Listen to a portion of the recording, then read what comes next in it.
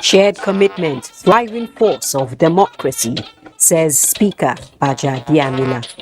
Prosperity will judge us for all actions taken to bridge the gap through our interventions, which are aimed at spurring economic activities.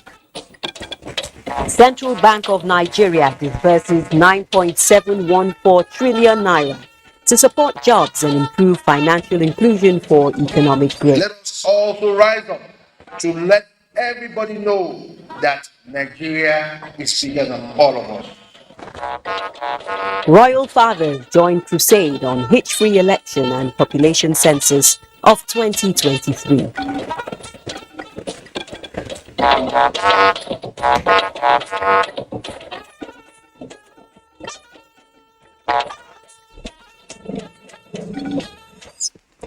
Good evening and welcome to NTA Network News. I'm Najaa Tijani and Michael Olaleye is in Lagos. You can follow this news live on our website nta.ng/live, NTA News Now and all our other social media platforms displayed on the screen.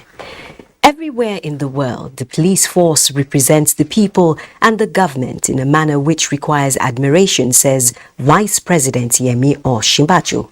This was when he received on behalf of the President the annual report of the Police Service Commission. State House correspondent Jide Onifade reports. Presented the annual report of the Police Service Commission to Vice President Yemi Osinbajo is the acting chairman, retired Justice Clara Ogumbi, who led a delegation of the Commission's management team to the presidential villa. The presentation of the annual report is in accordance with Section 17 of the Police Service Commission. The Vice President stated that the police force is in many ways the first line of civil authority, and in any country, it is a representative of the people, noting that for many reasons, people regard the performance of the police as the performance of the government, and therefore the force must be diligent in how it carries out its function.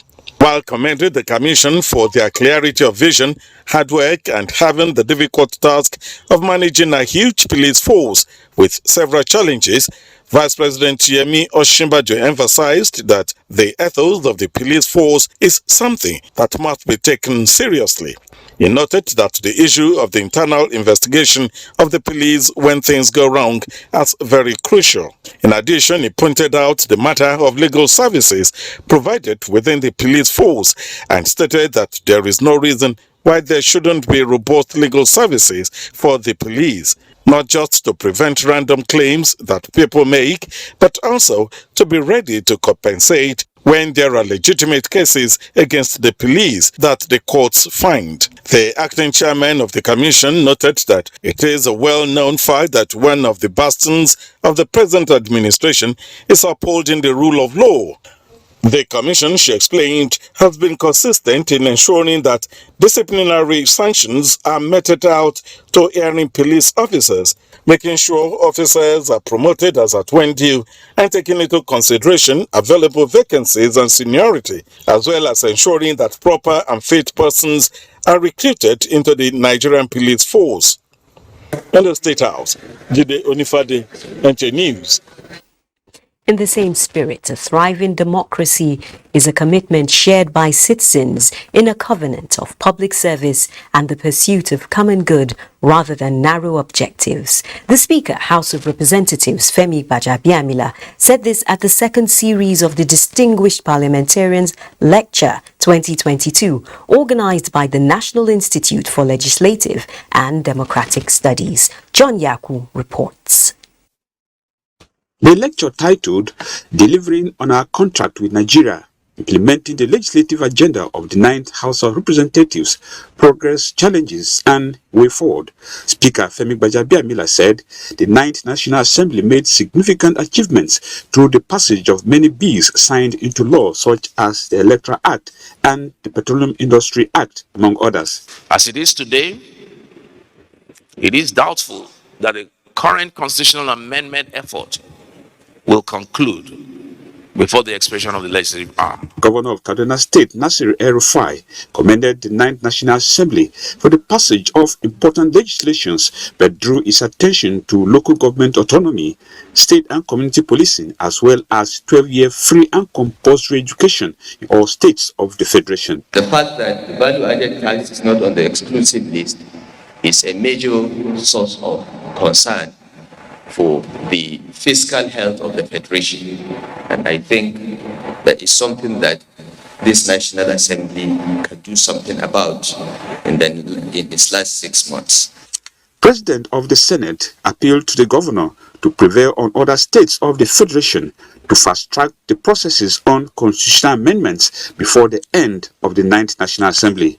Some of these issues that you have raised that require our attention, of course they will be given the attention, but I think it is important that we deal with what we have already sent out to the State House of Assembly, and then we take the next steps. And even if it is 1 month that we have left, we have the capacity working together to ensure that we pass some of the legislation that are required. The objective of the Distinguished Parliamentarians Lecture Series is to create a periodic platform for Nigerian legislators to share knowledge and experiences that will impact on their legislative work.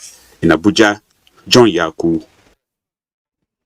Meanwhile, the federal government has condemned in strong terms a report by an international news agency alleging that the Nigerian military is running a systemic and illegal abortion in the northeast. The Minister of Information and Culture, Lai Mohammed, made the condemnation at the PMB Scorecard series in Abuja. Anthony Forson reports. I would like to once again alert the nation to the dangers posed by fake news and disinformation. Recalling earlier warnings about the danger of fake news and disinformation poses to the corporate existence of the country, Information and Culture Minister Lai Mohammed has consistently warned about the phenomenon. The latest is a report by an international news agency claiming that the secret systemic abortion program in the area is aimed at eliminating the children of insurgents and the belief that they are predestined by the blood in their veins to one day take up arms against Nigerian government. This story also claimed that 10,000 such abortions have been carried out from 2013 to date on women and girls. The news agency made this grave allegation without a scintilla of evidence, citing only anonymous sources and the reported review of phantom documents. The agency claimed that its investigation was based on interviews with 3 women and girls. Can you imagine? While condemning the report, Lai Mohammed noted that the federal government rejects the accusation and describes it as a scary fake news. The federal government hereby categorically states that there is no secret, systematic, and illegal abortion program being run by our military in the northeast or anywhere across the country. We also hereby reject the accusation of running an abortion program leveled at our military. We state categorically that this story is a scary instance of fake news and disinformation combined. The minister summed the federal government's position this way. What is the motive of this news agency and the usual suspects who have latched onto this story? Why is this so-called investigation coming at a time when our heroic men and women uniform have been recording successes after successes, decimating the terrorists, rescuing abducted persons, and receiving hundreds of thousands of terrorists who have surrendered? In Abuja, Anthony Forson, NTA News. The Minister of Science, Technology and Innovation, Adeleke Olorunimbe Mamora, has made submissions at the ongoing PMB Scorecard series. Anthony Forson again reports. It is the 10th edition of the PMB Scorecard 2015-2023 series. The minister Adeleke Olorunmbe Mamora, after stating the mandate of the ministry, recalled challenges facing the ministry but was quick to note the giant strides it has recorded under the APC administration led by President Muhammadu Buhari. I want to say with all due sense of modesty that our ministry, Federal Ministry of Science, Technology and Innovation, has continued to embark on need-based research and development activities with cross-cutting issues. And every close observer of the ministry's disposition to the attainment of the mandate and other responsibilities from 2015 to date will testify to our commitment to duty, resulting in landmark achievements that are verifiable with empirical evidence. And most of these achievements are in the realm of for the first time. On innovation and breakthroughs, Adeleke Mamora said the ministry is working round the clock for the attainment of its mandate.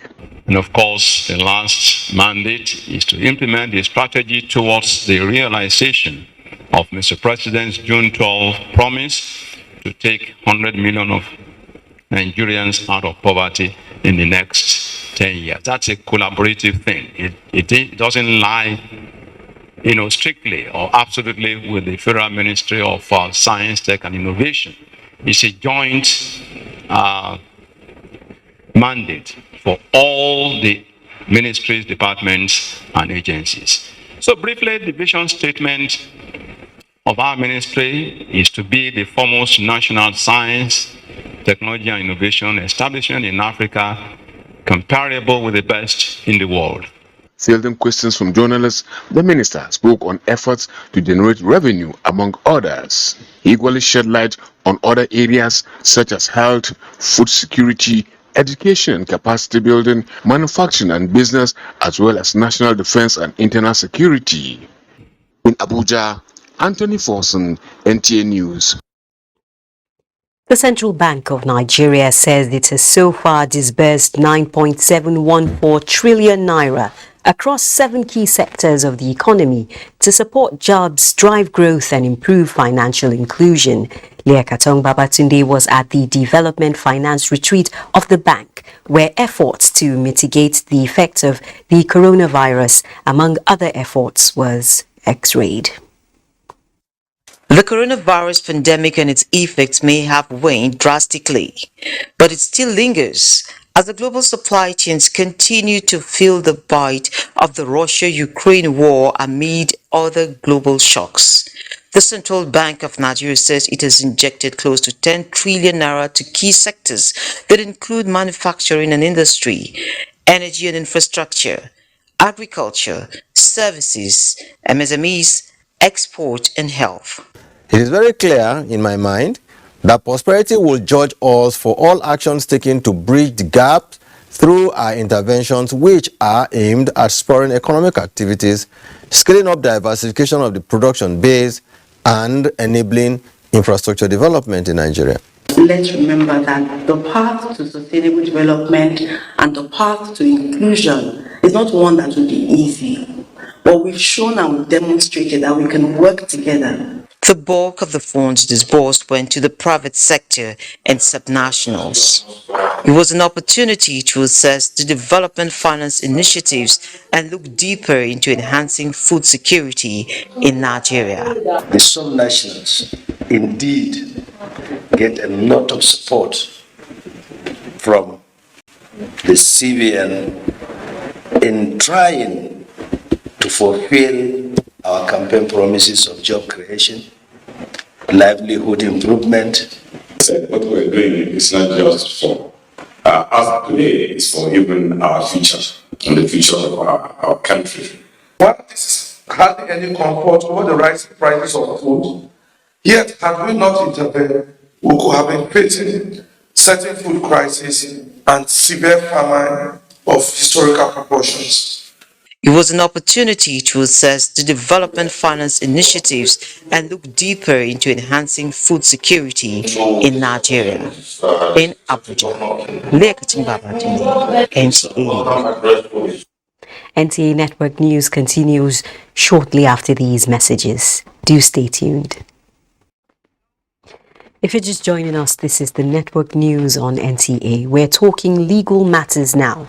Legal practitioners have been urged to desist from bringing frivolous matters before the court as a way of reducing the court's heavy workload.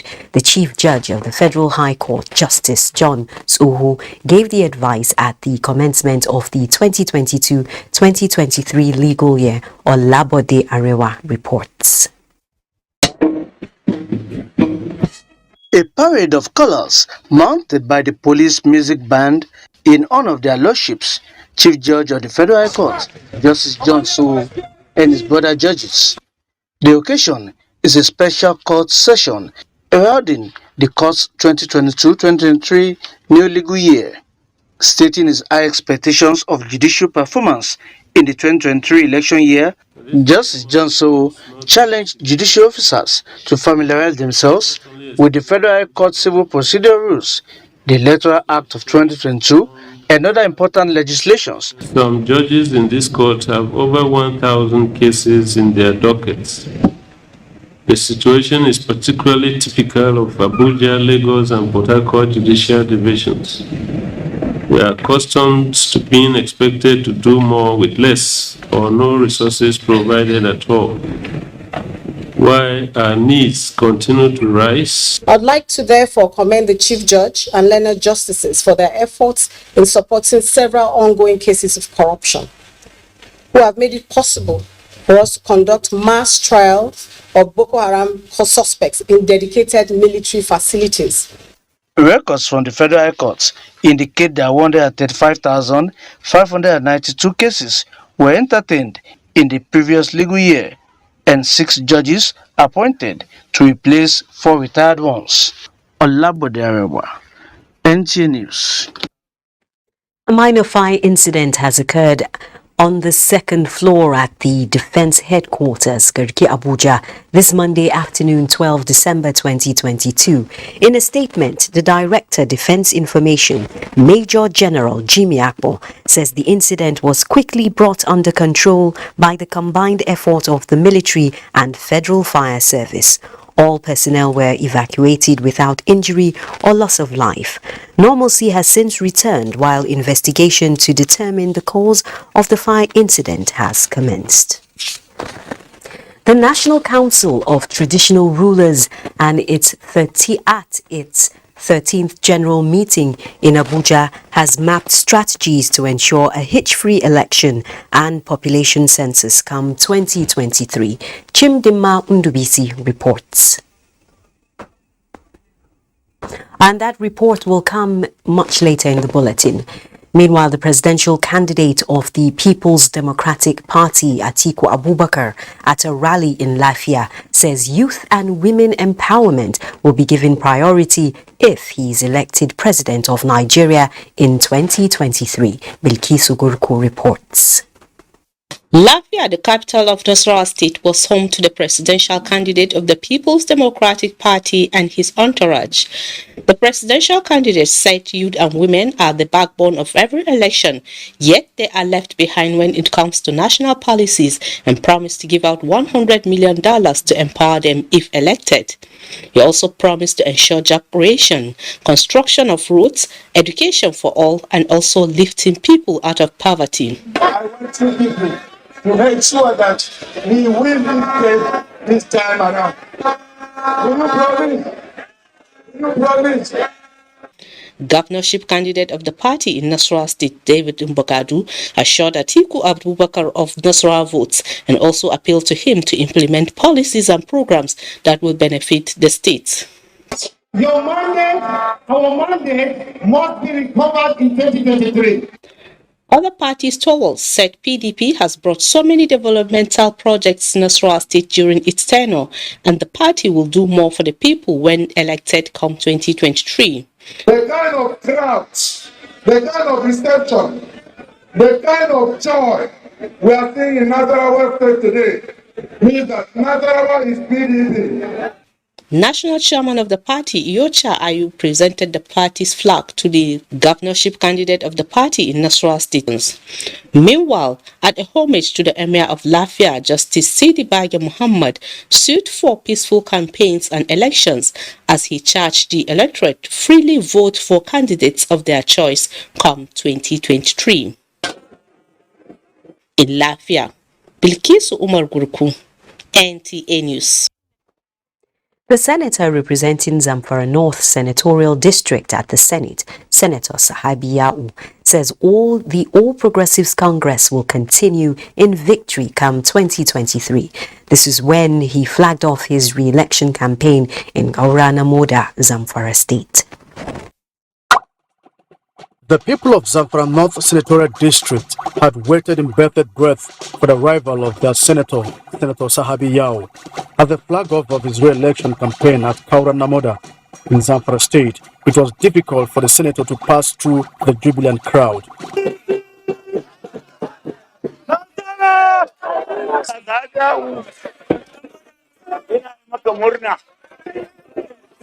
I am very happy for you, Senator Sahabi Yao, for this opportunity given to you by Almighty Allah to contest for the Senate for the fourth time.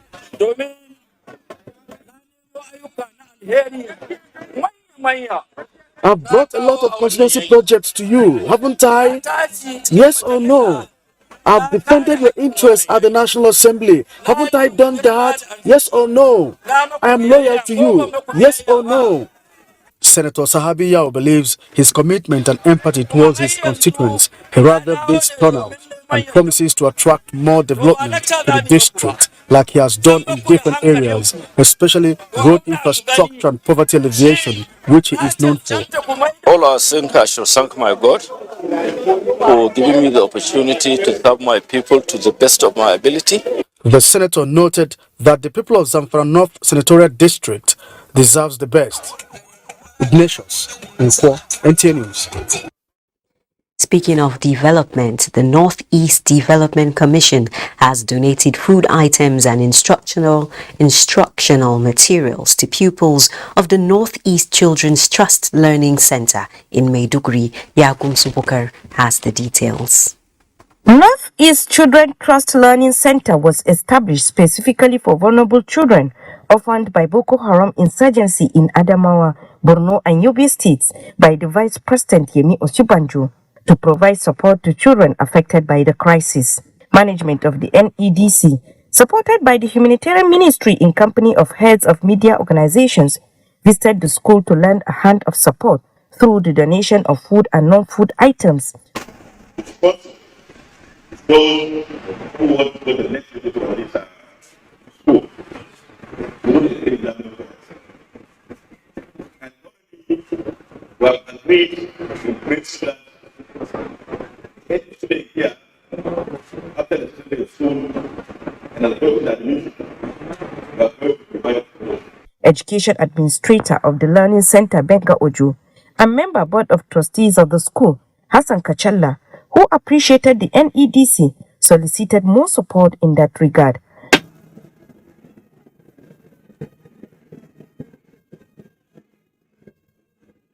Dr. Mohammed Gwani Alkali later led the team to inspect 1,000 housing units in Gom community of Mafa local government, constructed by the commission and already occupied by victims of insurgency. While at the venue of a workshop on conflict-sensitive reporting organized by the NEDC for journalists in the Northeast region, certificates and working tools were presented to the participants with an assurance to always support them. In Maiduguri, Yagum Subukar, NTA News. 2030 is the year Nigeria expects to achieve 30% renewable energy mix, and Azura Power Company is leading the campaign to reduce emission by providing solar systems to orphanages in Abuja and Benin. Joshua Ojito reports that the independent power producer has also set aside $1 million yearly for interventions in health, education and sanitation across the country. Azura, Nigeria's first independent power producer, generating more than 400 megawatts of electricity to the national grid. Situated on a 100-hectare land in Edo State with planned expansion capacity to 1,500 megawatts of electricity, the non-public utility is an initiative of the present administration to encourage more private sector participation in the generation arm of electricity. Now, the power plant goes renewable by donating solar home systems to orphanages in Abuja and Benin under its Power to Change program, the gesture which excites the orphans. We have solar light, no more drain, no more fuel. We are very happy. We can read our book day and night and do everything we want to do with the light. I really appreciate it because we always have light for 24 hours every day. It's beyond our imagination. We didn't expect it. We saw them bringing the inverter, the batteries and everything. So it's a great thing we are seeing today. It's a way of us giving back to the community. So it's not just about maybe the solar power we provided them or the food we bring, but it's also getting all the employees of the company to be engaged with the kids. This is something that's been going on since inception and will continue going as long as the company exists. In addition to solar home systems are interventions in health, education and sustainable livelihood in line with sustainable development goals to the tune of $1 million yearly. Joshua Ojito, NTA News. Let's now join Michael in Lagos for more reports.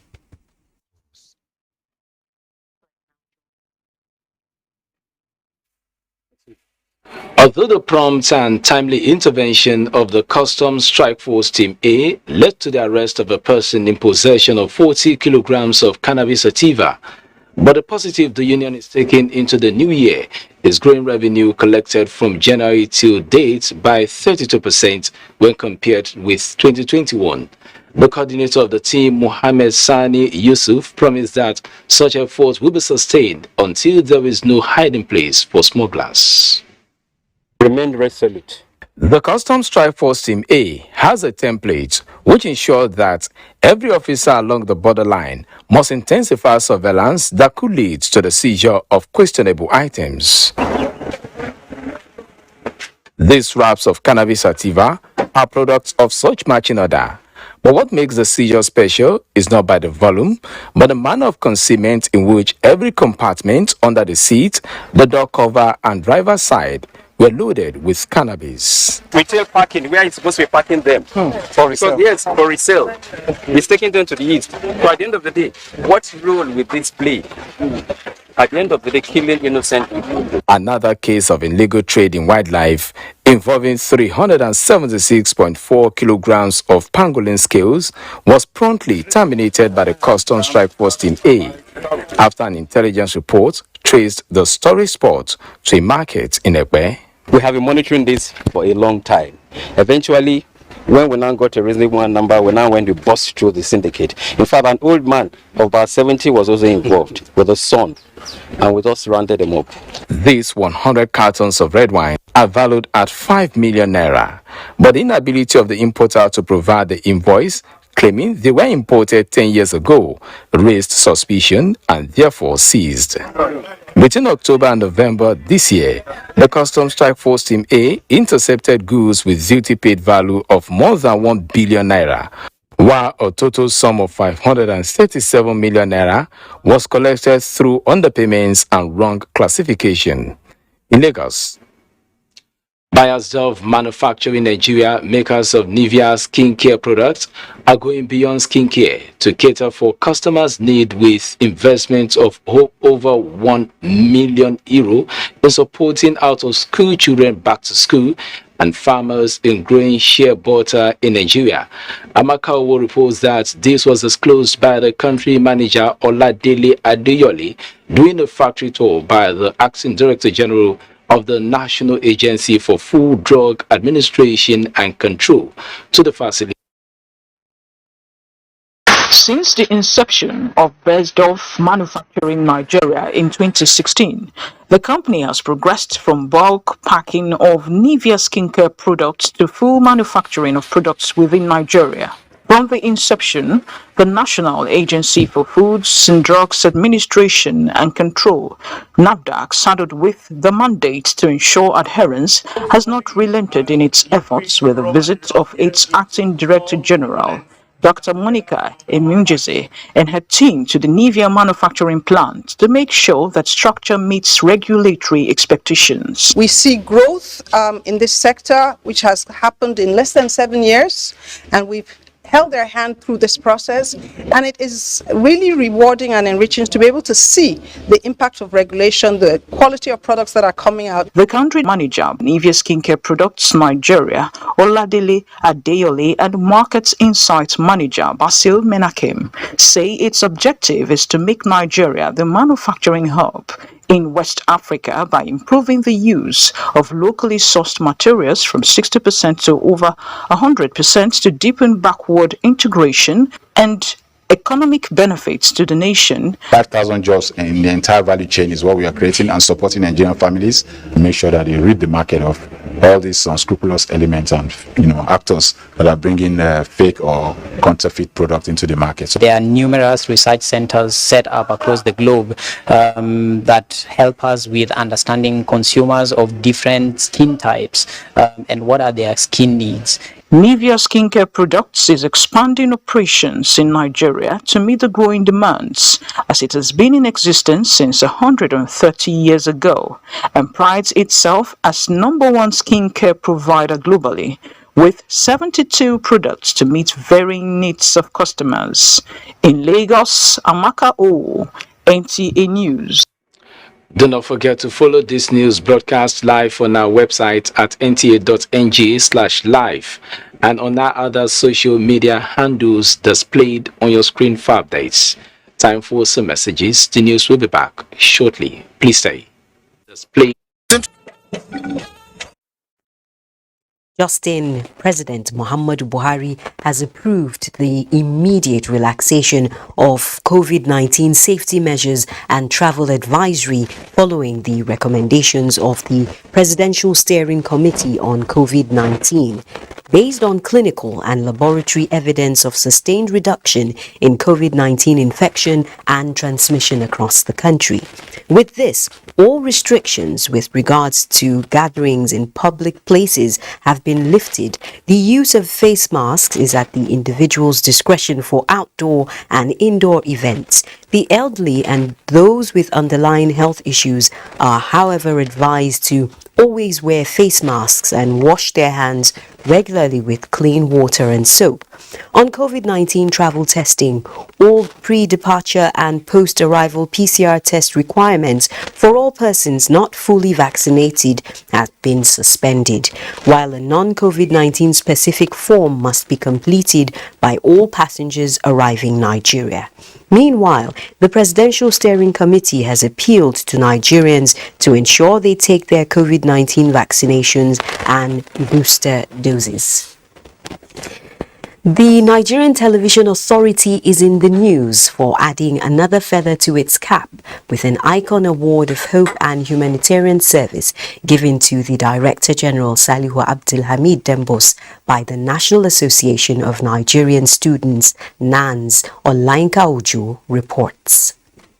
As at 2 months ago, the National Association of Nigerian Students, with more than 40 million members, had factions. But after so many deliberations with relevant stakeholders, especially NTA playing a key role in the reconciliation processes, the story has changed. We know the kind of contribution you give towards the success of that convention. We have been here several times to see that you contribute your own quota.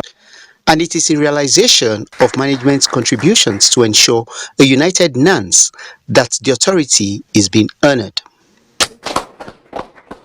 For the NTA, the Director General, Salihu Abdulhamid Dembos, says the NTA, through its mandate and programs, will continue to support NANS in building a peaceful and united country, politically and economically. I want to dedicate this award to the staff of the Nigerian Television. I want to assure you that the Nigerian Television Authority, as a public medium, will always be there for you 24/7. The visit by members of NANS was an opportunity to advocate more budgetary allocation and funding for the education sector in line with UNESCO's prescription of making education free. Olayinka Ojo, NTA News. Still on education, after several months of setbacks caused by strike action, stakeholders in the university arena are meeting in Abuja to discuss digitization of university operations. Charles Alpha has the details. For 8 months, students were forced to stay at home following lingering ASU strike. Parents and students can only quantify the level of damages the industrial action caused them. With focus on directors of academic planning of Nigerian universities in synergy with the National Universities Commission, NUC, are out to achieve is how universities can digitize their operations, which will invariably help tertiary institutions recover fast. We are gradually moving from confined classrooms to borderless classrooms, especially through development of dashboards. Academic planning is the heart of universities' academic activities. Challenges and opportunities will be resounding all through the 5-day event, but how literate are members in an attempt to digitize learning, teaching, and research? The digital era demands that the individual should also be digitally literate. Not as level 1 or 2 or 3, but for directors of academic planning in a Nigerian university. The conference will help participants to advance competence that will keep tertiary institutions afloat in the 21st century. Charles Alpha, NTA News. The 11th edition of the PMB scorecard, which is to hold on Tuesday, 13th December 2022, will feature the Minister of Power, Abubakar Aliu, at the National Press Center, Abuja. It will be broadcast live on NTA, FRCN and VON and streamed on the social media handles of the Ministry of Information and Culture. Let's now join Musa Abubakar for business news. Thank you, Naja. With the discovery of gold and other mineral resources in the University of Abuja and its environs, the Nigeria Export Processing Zone Authority, NEPZA, is leading a collaboration with organized private sector and the university towards the establishment of the most modern free zone, 10 minutes to the airport, 25 minutes to the central area amid the quest for financial autonomy. They say the flagship project will be driven by the best of local talent and capacity that will meet global best practice. Abuja University also has solid minerals. It has gold for mining. There's also possibility of doing a lot of work in agriculture, especially value addition. Then, of course, technology, many areas all over the world. Universities can only achieve their goals if they work with industry. Now to energy, oil prices gained more than $2 a barrel on Monday on supply jitters as key pipeline supply in the United States closed, and Russia threatened a production cut even as China's loosening COVID-19 restrictions bolster the fuel demand outlook. CNBC reports that Brent crude futures were up 2.54% at $78.03 a barrel. U.S. West Texas Intermediate crude gained 3.28% at $73.35 a barrel. The equities market closed Monday's trading session in positive territory. The all-share index advanced by 0.04% at 48,899.08 basis point. A total turnover of 236.6 million securities worth 2.5 billion naira were traded by investors in 3,334 deals. Equity capitalization increased to 26.6 trillion naira. The financial services industry led the activity chart with Access Holding PLC, Jais Bank, and Guarantee Trust Holding Company. That's business news. The news continues after the break. The new national president of Miyetti Allah Cattle Breeders Association of Nigeria, Baba Usman Ingel Zarma, has unveiled a 4-point agenda designed to ensure lasting solution to protracted farmer-herder clashes in the country. This was made known during a visit to Yobe State Governor Mai Mala Buni to express gratitude for his support through the process which produced the new national leadership of the association. Yunusa Suleiman reports. About 80 million members across the country, yet the Allah Cattle Breeders Association of Nigeria prides itself as the largest Fulani socio-cultural group that is promoting the welfare of pastoralists in the country.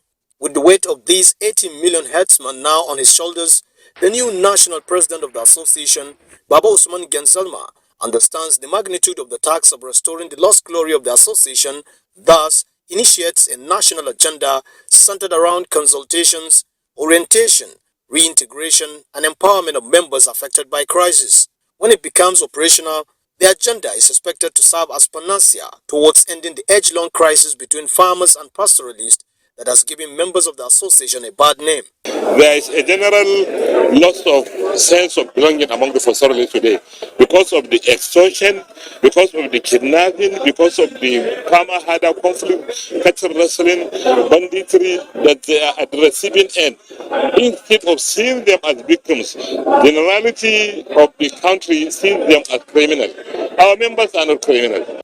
Governor Mai Mala Buni, who congratulated the new leadership of the association, also tasked them to intensify efforts in sensitizing the nomads on the need to obtain bank accounts following recent monetary policy by the Central Bank of Nigeria. A bona fide indigene of Yobe State, Baba Usman Gensalma, who is also the special advisor to Governor Buni on agriculture, is the first citizen of the state to occupy the exalted seat of the association in Nigeria. In the Matru, Yunusa Suleiman, NTA News. And from Damaturu, we head to Imo State, where Governor Hope Uzodinma has commended the police command in the state for its quick intervention in the attack on the headquarters of the Independent National Electoral Commission, Owerri. Kate Osonwa reports.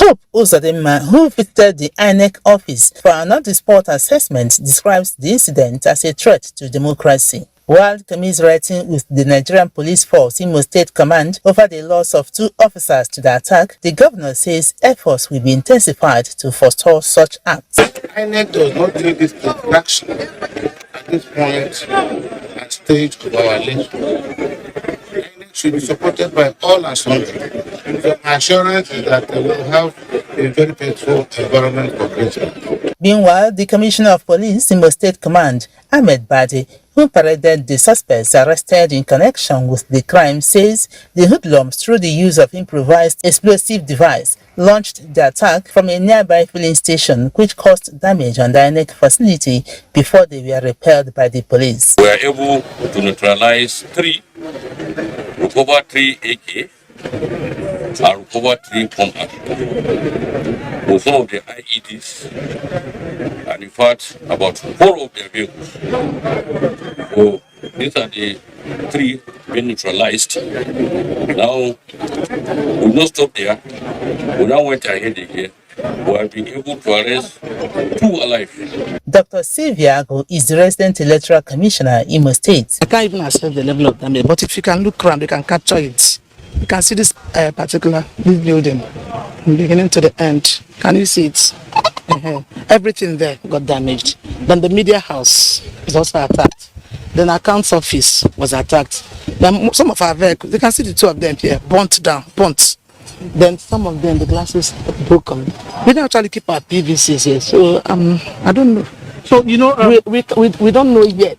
This is the first time the state headquarters of the INEC Imo State is coming under such attack in Owerri. Kate Osonwa, NTA News.